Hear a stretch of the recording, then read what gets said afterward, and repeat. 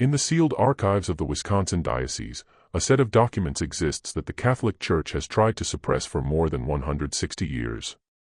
These records describe the systematic vanishing of 23 nuns from St. Mary's Convent, located near Lake Michigan, over the period from 1854 to 1862.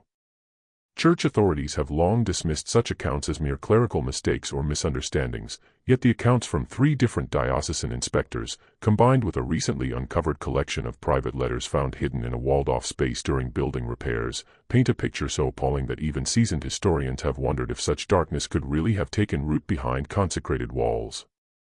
What you are about to hear is the first complete telling of what many regard as the most shocking instance of religious corruption in American history, a story the Catholic Church has gone to great lengths and expense to ensure would never reach the public. Before we dive deeper into the events at St. Mary's Convent, I need to pause and say, if this account is already making you uneasy, please hit that subscribe button for more carefully researched explorations of America's hidden religious shadows. Our group of mystery enthusiasts now stretches across every state. Where are you watching from this evening? Drop a comment and let us know. Now, let's step back to the Wisconsin countryside in 1854, where everything began. A thick morning mist clung to Lake Michigan as Bishop William Quarter's carriage passed through the gates of the property that would soon become St. Mary's Convent. The church had recently acquired the vast estate, a former lumber baron's grand mansion set on 30 acres of thick forest, with the goal of creating the first significant Catholic presence in the overwhelmingly Protestant Wisconsin territory. This move was part of a larger effort to strengthen Catholic influence across America's expanding frontier, where Protestant groups had already established strong footholds. The imposing limestone mansion, with its 3 massive wings and tall bell tower, stood in sharp contrast to the modest wooden churches scattered across the Wisconsin landscape. Built in 1842, the main structure featured Gothic arches and narrow windows that appeared to gaze out like watchful eyes over the surrounding fields. From either side stretched 2 wings, the eastern one designated for the nuns' living quarters, the western for the planned orphanage and infirmary. At the rear rose a modest chapel, its steeple visible for miles across the flat plains of Wisconsin. Local Protestant families regarded the arriving nuns with deep mistrust. Their black habits and Irish accents marked them clearly as outsiders in a region settled mainly by German and Scandinavian immigrants. The area's mostly Lutheran and Methodist residents were used to the straightforward, democratic style of their own congregations. The rigid hierarchy of Catholicism, with its elaborate rituals and air of secrecy, felt alien and dangerous. On the day the convent was officially consecrated, a small group gathered beyond the gates. Papists, grumbled Elijah Hoffman, a respected elder in the nearby Lutheran church, as he watched the black-robed women file into the chapel. They'll bring their strange customs here, taint our children with their idol worship. His friend Wilhelm Schmidt nodded darkly. My grandfather escaped Catholic persecution in Germany only to have them follow us across the ocean. This feeling, while not shared by everyone, captured the intense religious divide that would provide the backdrop for the tragedy ahead. St. Mary shall stand as a beacon of divine mercy in this wilderness, Bishop Quarter declared to the gathered clergy and local dignitaries during the consecration. His voice carried through the newly finished chapel, where soft-colored light from simple stained-glass windows pooled across the wooden pews. Under the leadership of Mother Superior Catherine Murphy, this convent will provide refuge for orphans, solace for widows, and care for the ill. The bishop's Boston accent rang against the stone walls as he presented the 3 women chosen to guide the community, Mother Superior Catherine, Sister Elizabeth Foster, and Sister Margaret Clark, all transferred from well-established Eastern convents. Mother Superior Catherine stood tall and commanding in her crisp black habit, her sharp face and piercing stare demanding immediate respect.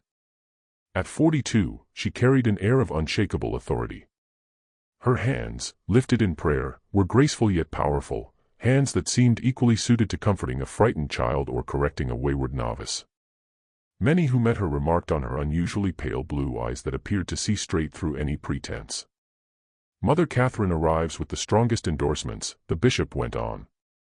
Her accomplishments at St. Augustine's in Boston have equipped her perfectly for the demands of frontier religious life.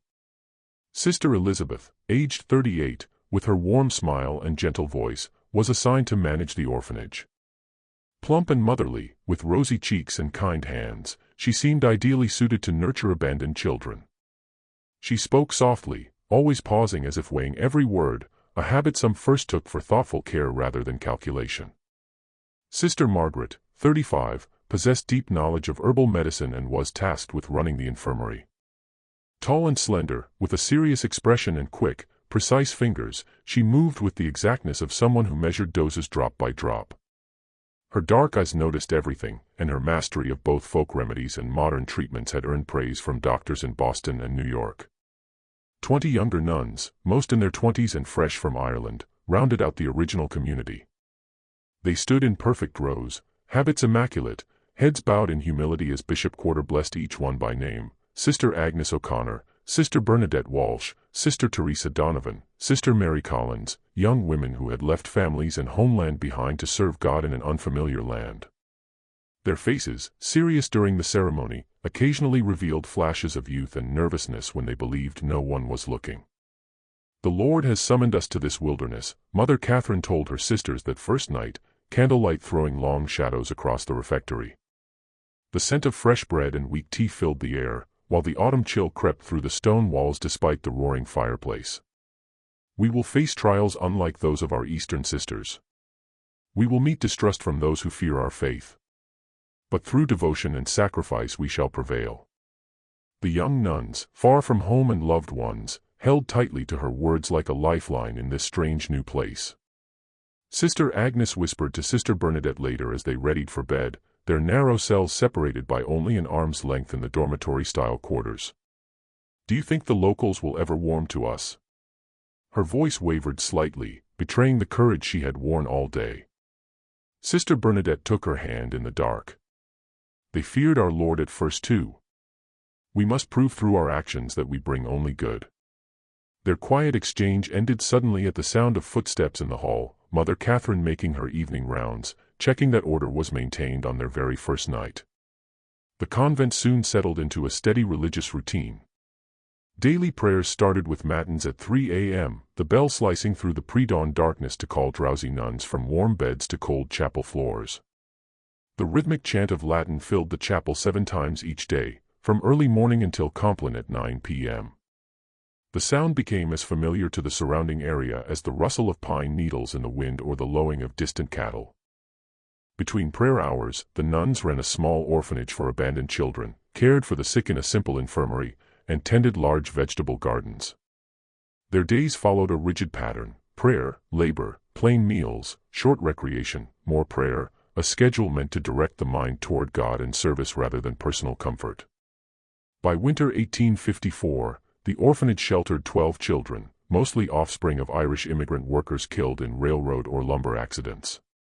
Sister Elizabeth tended them with seeming affection, teaching basic reading, writing, and Catholic teachings. On Sundays, local families occasionally visited after Mass, bringing treats for the children and sometimes asking about adoption. Sister Margaret's infirmary started small but quickly earned trust among area residents. Her effective poultices for swelling, herbal teas for fevers, and chest compresses proved invaluable during Wisconsin's brutal winters, when trips to distant doctors were perilous. Through snow-blocked roads and harsh weather, their self-reliance impressed even the most doubtful neighbors, and attitudes slowly shifted from suspicion to reluctant admiration. "They keep to themselves but perform good works," Elijah Hoffman admitted grudgingly to his congregation after Sister Margaret successfully treated his grandson's lingering cough. "Their customs differ from ours, but perhaps this vast land has room for more than one path to heaven." Sister Agnes O'Connor, just 23 and among the youngest at St. Mary's, sent letters home to Ireland, preserved today in Dublin diocesan archives, that offer a rare window into those early months. Her neat handwriting recorded daily life, though careful readers notice a darkening tone over time. "The labor is more difficult than I ever dreamed," she wrote in December 1854, ink smudged as if from fallen tears. "My hands are chapped raw from scrubbing linens in freezing water, and the chapel stones bite like ice through our knees at morning prayer." Yet Mother Catherine reminds us that our suffering pleases God. "Sister Elizabeth has shown me special kindness, helping me settle in this foreign land. She brings extra blankets on the coldest nights and teaches me with patience how to care for the orphans." Sister Margaret's remedies saved us when fever struck the children last month. Their bodies burned so hot we feared losing them all, but her willow bark tincture with honey brought the temperatures down. I believe we are truly doing God's work, though I admit I sometimes weep myself to sleep missing Ireland's green hills. What these letters never mention, what Sister Agnes herself may not have yet recognized, were the quiet shifts already occurring within St. Mary's walls. Mother Catherine's initially firm leadership had begun sliding toward outright authoritarianism. Small breaches of rule, once met with mild correction, now earned harsher and harsher penances. Sister Josephine Brady's hands trembled one January evening in 1855 as she tried to mend a tear in her habit. Her punishment for accidentally breaking silence with a cough during afternoon prayer was to kneel on dried peas while reciting the full rosary, a penance that left her knees bruised and bleeding. Sister Mary Collins quietly helped her thread the needle, their eyes meeting in shared, silent compassion. "Do not highlight weakness," Mother Catherine's voice suddenly cut through the workroom silence, startling both women. She had entered without a sound, a habit that increasingly unnerved the younger sisters. Sister Josephine must learn that discipline forms the foundation of true devotion. All of you would do well to remember that. By spring 1855, St. Mary's had earned a reputation for remarkable charity. When measles swept through nearby lumber camps, Sister Margaret's infirmary treated dozens of men regardless of creed. The convent began receiving modest donations from thankful families, and even Protestant clergy quietly acknowledged the good being done behind those stone walls. Yet outsiders could not see how life inside was changing in quiet, troubling ways. Communal meals grew eerily silent, nuns keeping eyes fixed on bowls of thin soup or plain bread. The daily recreation hour, once softly filled with conversation and rare laughter, became tense and hushed. Young women who had crossed an ocean together, united by faith and purpose, now moved like ghosts, careful not to attract notice. The first unsettling disappearance occurred in April 1855 when Sister Agnes failed to appear for morning prayer. Her empty place in the chapel line was instantly noticed. The remaining sisters exchanged quick, worried glances as Mother Catherine entered, her face unreadable in the flickering candlelight. "Sister Agnes has been summoned to assist at our Minnesota mission," Mother Catherine announced at breakfast, her tone allowing no discussion. Such calls often come suddenly. "We will all pray for her success in this new work." Sister Bernadette's spoon clanged against her bowl. "But Mother," she began, she never mentioned, then fell silent under Mother Catherine's icy stare. "Are you implying, Sister Bernadette, that a bride of Christ needs approval from her peers rather than her superiors to answer God's call?" "No, Mother. Forgive me." Sister Bernadette dropped her gaze to her cooling porridge. No one had seen Sister Agnes pack or depart, and she had said nothing about a transfer in her letters home. But in the strict convent hierarchy, no one dared challenge the explanation further. That night in the dormitory, several sisters noticed that Sister Agnes's few belongings, her prayer book, the small wooden rosary from her mother, extra wool stockings for Wisconsin winters, were gone, as if she truly had left. Yet Sister Mary Collins, whose cot was next to Agnes's, whispered to Sister Teresa Donovan while working in the garden, "Her cloak still hangs on its peg." Would she really leave for Minnesota in April without it? Sister Teresa glanced anxiously toward the convent windows. Perhaps they gave her a new one for the trip. "We shouldn't speculate, Sister." 3 months later, Sister Bernadette Walsh vanished in the same manner. "The bishop requires Sister Bernadette's help with a sensitive matter in Chicago," Mother Catherine stated. She departed before dawn to catch the early train. Again, no goodbye, no prior word, just an empty cell and a quick explanation. This time Sister Elizabeth added during work hours. Sister Bernadette's gift with children impressed the bishop so much that he asked her to help set proper standards at Chicago's new foundling home. Her voice carried the expected pride and acceptance, but Sister Mary noticed her usually warm eyes stayed strangely cold. By winter 1855, 3 more nuns had been transferred to far-off missions. Each case followed the identical pattern. A young sister, often one noted for beauty or gentleness, simply did not appear one morning, and Mother Catherine announced a distant reassignment impossible to verify quickly. Worried families who wrote to these supposed new postings received delayed, stiffly formal replies that revealed little. Years later, Handwriting analysis would show every response had been penned by the same person, not the missing nuns. Sister Teresa Donovan, tall and sturdy from years of farm work before her vows, was one of the few bold enough to voice worry. Her direct manner had already earned Mother Catherine's displeasure for challenging the growing harshness of penances given to younger sisters. "It seems odd that Rome would order so many transfers without proper paperwork," she murmured to Sister Mary Collins while harvesting carrots in the summer of 1856, fingers dirt-stained in the expanded garden. A new fenced section for medicinal herbs was tended only by Sister Margaret and Mother Catherine.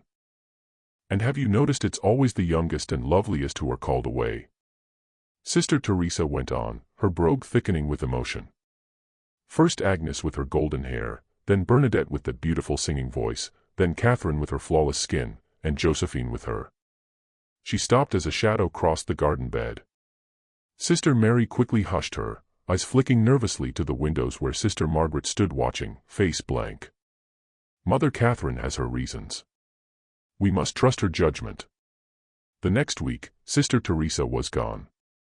"Called to a contemplative retreat in Montreal," was the explanation given at morning prayer. Sister Mary, now truly frightened, kept silent and head down. That night while making her bed she discovered a torn page from Sister Teresa's prayer book slipped under her pillow, with hurried words scrawled in the margin, "Something is terribly wrong. If I vanish, tell Father Ryan." The sight of her friend's fresh ink sent a shiver through Sister Mary, unrelated to the autumn chill leaking through the stone. By 1857 the pattern was unmistakable inside the convent. Of the original 20 junior nuns, only 12 remained. Official reasons kept coming: special missions, retreats, nursing during epidemics. To the outside world St. Mary's appeared normal. Locals still brought the sick to Sister Margaret, orphans were cared for by Sister Elizabeth, Sunday visitors saw orderly black-clad figures moving between chapel, garden, and dining hall. But within those walls fear had taken hold. The remaining sisters whispered, avoided solitude, and watched in dread as their numbers shrank. Mother Catherine's rule grew ever more dictatorial. Minor rule-breaking now brought extreme penances, prolonged fasting, nights spent kneeling on stone, forced public confessions of invented intimate sins. Sister Claire O'Donnell, caught with a small piece of chocolate sent by family, had to kneel before the community confessing gluttony and deceit unworthy of a bride of Christ. Mother Catherine ordered a 3-day fast, water and 1 piece of bread at night only. When Sister Claire collapsed during chapel on the 2nd day, Sister Margaret revived her with smelling salts, lips curving in what some later called a smile. One bitterly cold January night in 1858, Sister Mary Collins woke to muffled noises from the neighboring cell. Through the thin wall she heard Sister Rebecca Murphy sobbing, then Mother Catherine's sharp whisper, "You will come with us now. Make a sound and you will regret it." Shuffling feet followed, then silence. Sister Mary lay rigid, heart pounding so hard she feared it would give her away. Floorboards creaked, 1, 2, 3 sets of footsteps moving away from Rebecca's cell. Then a stifled cry quickly cut off, and the sound of something heavy being dragged. The next morning Mother Catherine announced that Sister Rebecca had been chosen to teach native children at a frontier mission in Dakota Territory. Her patience with our orphans prepares her perfectly for this sacred duty. Her pale gaze swept the dining hall, pausing briefly on Sister Mary. "We will miss her kindness but rejoice in God's plan." Sister Mary, trembling, somehow kept composure through prayers, rosary beads clicking between shaking fingers while her mind raced with awful possibilities. That afternoon, while sweeping the corridor near Mother Catherine's office, she noticed the heavy door slightly ajar. She overheard voices that froze her in place. "This one will bring a higher price," Sister Elizabeth said, her normally soft tone now cold and businesslike. "The doctor says men pay extra for the untouched ones." "We must space them better," Sister Margaret replied, glass clinking as if arranging medicines. 3 in a month draws notice. The bishop's secretary commented in his latest letter. "The bishop is easily handled," Mother Catherine laughed dismissively, sending ice down Sister Mary's spine. "Another gift to his cathedral fund silences his questions. Besides, the pattern is set. No one doubts nuns sent to frontier missions or lost to illness while serving." "What about the Collins girl?" Sister Margaret asked, voice lowering. "She listens at doors. I've caught her. Silence stretched, Sister Mary's heart nearly stopping. We'll wait, Mother Catherine answered at last. She's plain, won't fetch much, and her seminary student brother writes often. Too many sudden disappearances attract attention.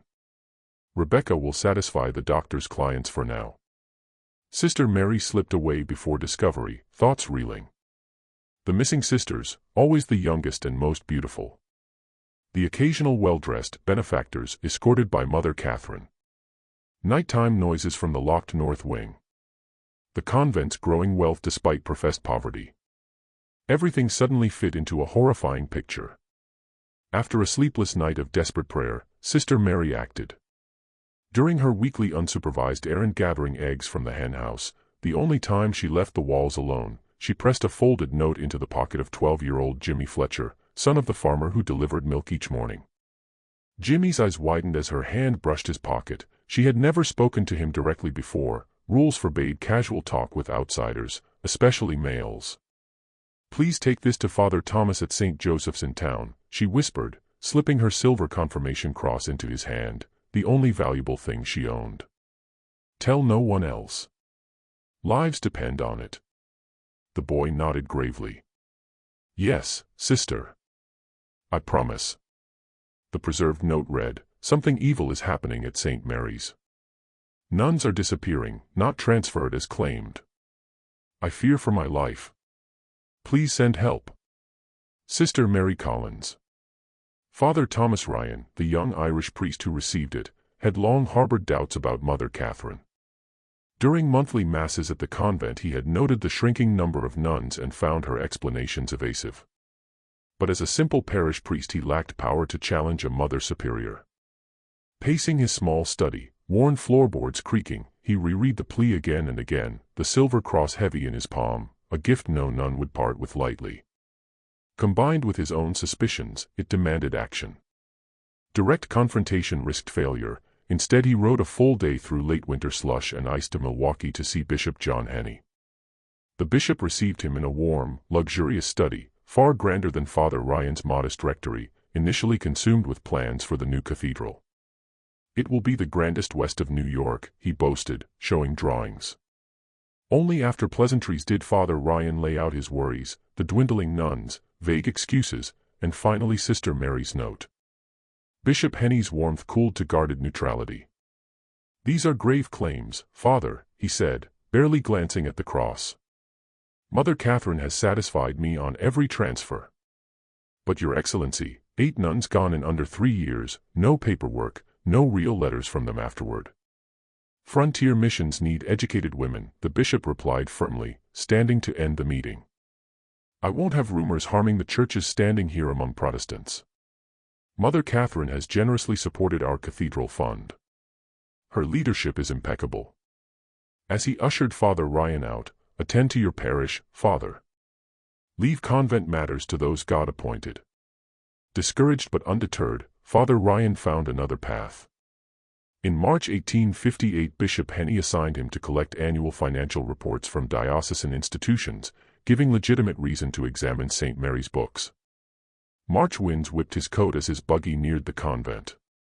The place looked changed, gardens neglected, windows dim despite mild spring weather that should have drawn nuns outside. The bell tower rang less often, its tone somehow dulled. Sister Elizabeth met him at the door, forced smile strained, dark circles under her eyes, habit slightly disheveled. Father Ryan, we weren't expecting you, she said, surprise obvious. Mother Catherine is unwell today. Please leave the forms, she'll complete them soon. The bishop insists I review records personally this year, Father Ryan said firmly, projecting confidence he barely felt. Irregularities have appeared elsewhere. Sister Elizabeth's smile vanished. That's not possible today. Sister Margaret is with a dying child. Then I'll wait, or tour the convent. It's been ages since I've seen the orphanage improvements. Fear, or anger, flashed across her face before vanishing. As you wish, Father, but please avoid the north wing. We have influenza cases and wouldn't want you exposed. The north wing, always off limits, supposedly the nuns' private quarters. Suspicion deepened. The tour showed a convent operating far below reported strength. Only 7 orphans remained of the 20 claimed, all thin and fearful. When Father Ryan tried speaking to a small girl sweeping a dormitory, Sister Elizabeth swiftly sent her away. The infirmary, said to serve dozens, held just 3 elderly patients, no influenza signs, no Sister Margaret. Most alarming, only 8 nuns visible, down from 15 he remembered 3 months earlier. Casual questions about specific missing sisters, Rebecca, Josephine, Claire, brought the same vague transfers. When passing the laundry where 2 nuns worked silently amid steam, he asked lightly, "And Sister Mary Collins?" Sister Elizabeth hesitated. Assigned to our St. Louis mission last week. Her orphanage experience made her ideal. Alarm hidden, Father Ryan nodded. The note's author had now joined the vanished. Suspicions blazing, he requested a final chapel visit. Once pristine, it now showed neglect, dusty altar rails, unpolished candlesticks, wilted flowers. The space felt empty, as if the stones themselves mourned. While Sister Elizabeth was briefly distracted, Father Ryan slipped through a side door to the residential wing. Corridors silent for mid-afternoon, most cells empty, belongings gone. Near the end, a faint sound, half whimper, half moan, from behind a heavy locked door.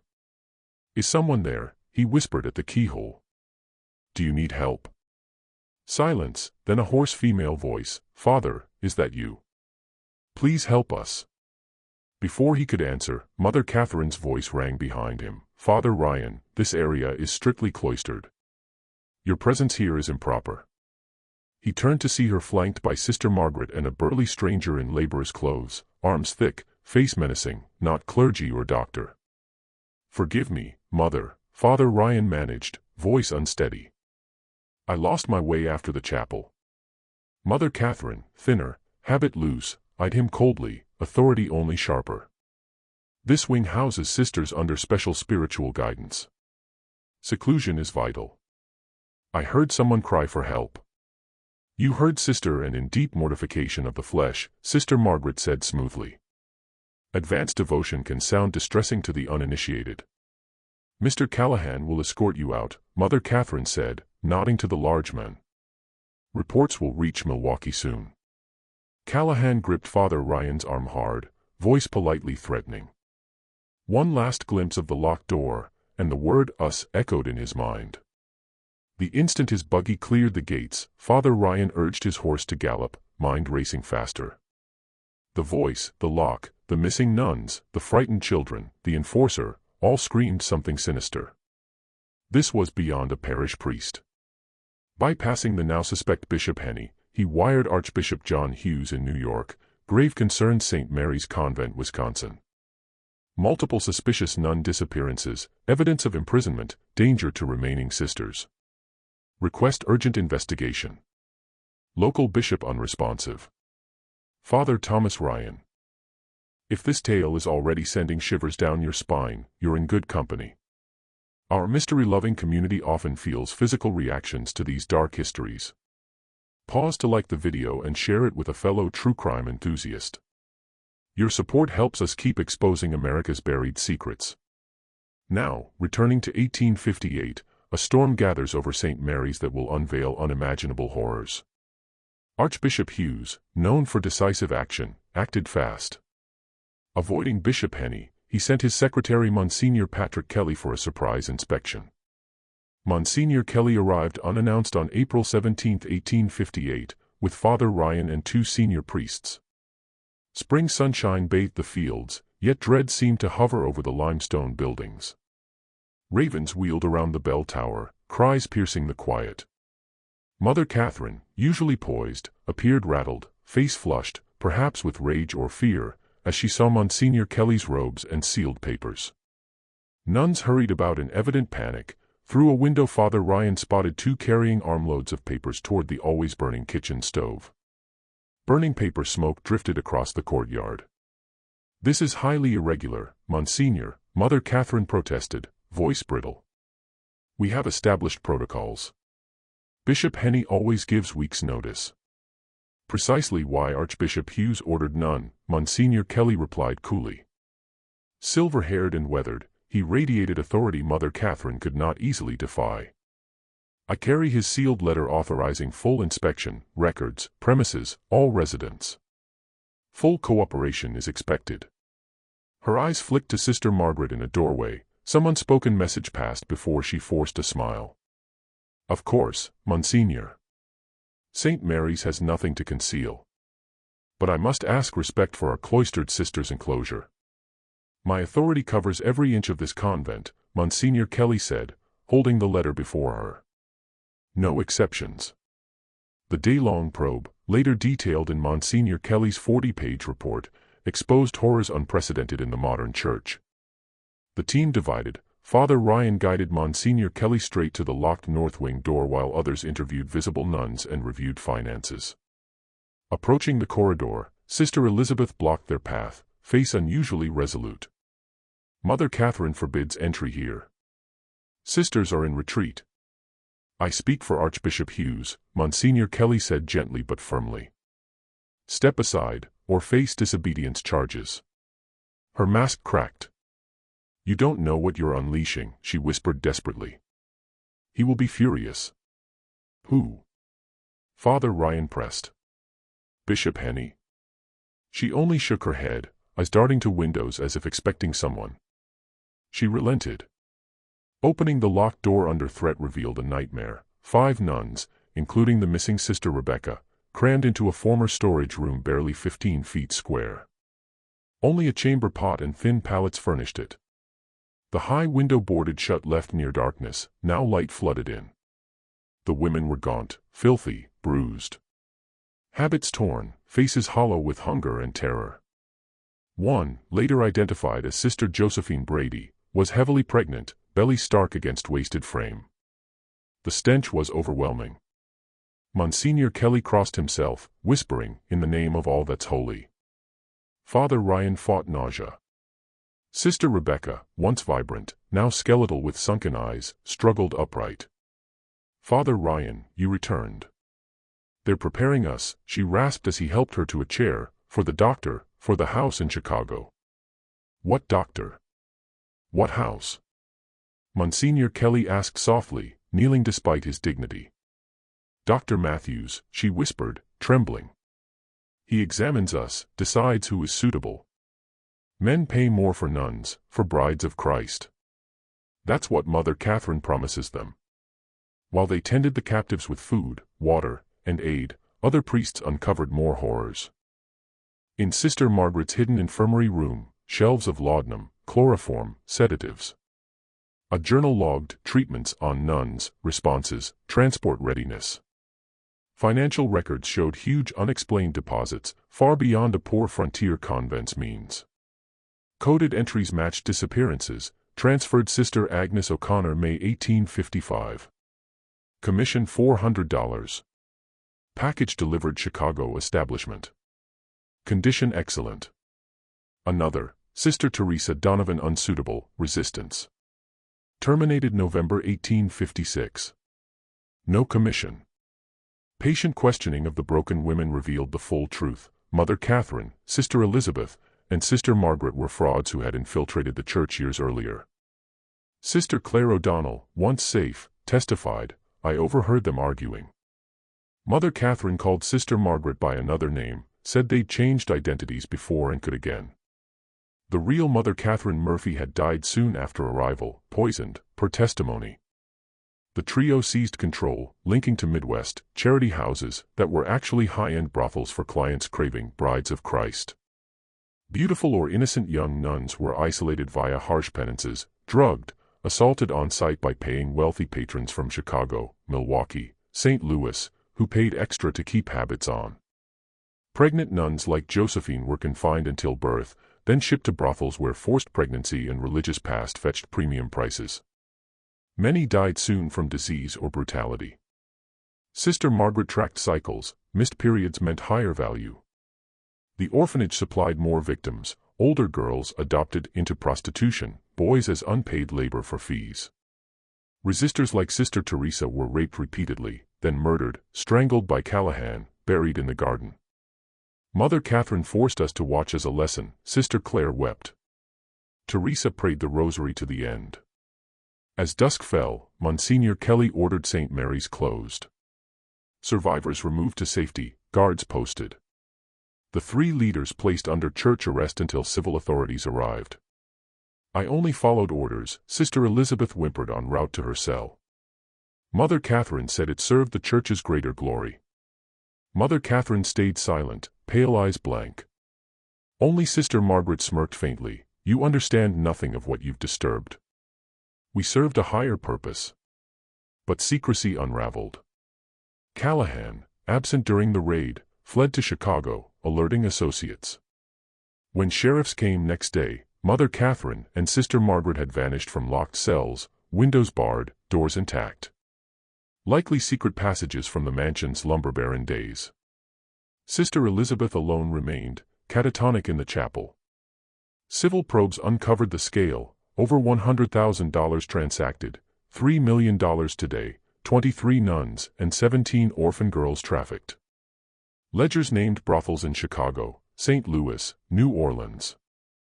Letters advertised, genuine untouched Sister of Charity, at $300 plus, extras for habit or pregnancy. Sister Elizabeth's hidden notebook detailed each fate, some clinical, some gleefully cruel. It named Dr. William Matthews, disgraced Chicago physician who certified virginity and health for higher prices. Guided by notebook clues, garden excavations yielded 4 strangled nuns' remains, including Sister Mary Collins, buried hastily, likely killed for a note. Only Sister Elizabeth, real name Margaret Wilson, faced justice, deemed insane, committed to Wisconsin asylum until death in 1863, mute except nocturnal screams of the Master coming to punish betrayal. Mother Catherine, true identity unknown, and Sister Margaret, Catherine Donovan, vanished forever.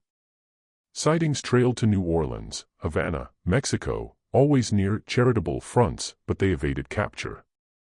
Callahan, caught later, hanged for killing an officer. Before execution, they always had escape plans, new names ready. They'd shed skins before. Pressed on the Master in Elizabeth's notes, he paled, don't ask. You don't want him knowing you. Bishop Henny quietly exiled to European monastery, private letters reveal guilt, I never questioned her donations. God forgive me.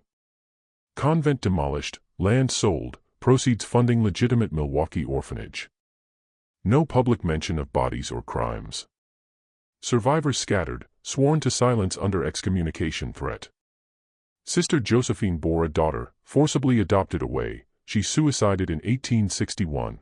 I cannot forget or forgive, not them, not the church, not myself. Sister Rebecca, as Rachel Martin, published suppressed 1865 exposé The Dark Convent, aligning perfectly with records, not just 3 evil women, but a system valuing reputation over justice. Father Ryan, initially commended, later exiled to remote Minnesota parish. Journal, I hear their cries in dreams. Has the church forgiven itself for silencing them? Aftermath rippled, Midwest convent raids freed more ex-nuns, revealed similar, smaller, rings. Powerful clients escaped justice, cases collapsed amid lost evidence, recanting witnesses. Monsignor Kelly beaten in St. Louis investigating further leads, probe ended. Survivors suffered untreated trauma, some abandoned orders, others lived in silence. Unaccounted victims, rural abductions, distant sales, likely dozens more. Final traces, 1912 Veracruz mansion renovation uncovered mummified elderly women with St. Mary's locket, poison traces, journal hinting continued crimes until 1880. Last entry, he comes tonight. We failed him one last time. Today the site is suburban homes, archives redacted, occasional whispers on foggy nights. Yet small memorials persist, an anonymous Milwaukee garden, a family-kept silver cross and name list. The true horror, not only the evil done, but how thoroughly it was buried once the walls fell. Remember them. Remember Sister Agnes, Sister Bernadette, Sister Teresa, and all the others. They lived. They suffered. Their suffering mattered. What do you make of this story? Do you think every secret has surfaced, or do some still lie beneath Wisconsin earth? Comment below. If you want more chilling historical horrors, subscribe, turn on notifications, and share with a mystery lover. See you next time.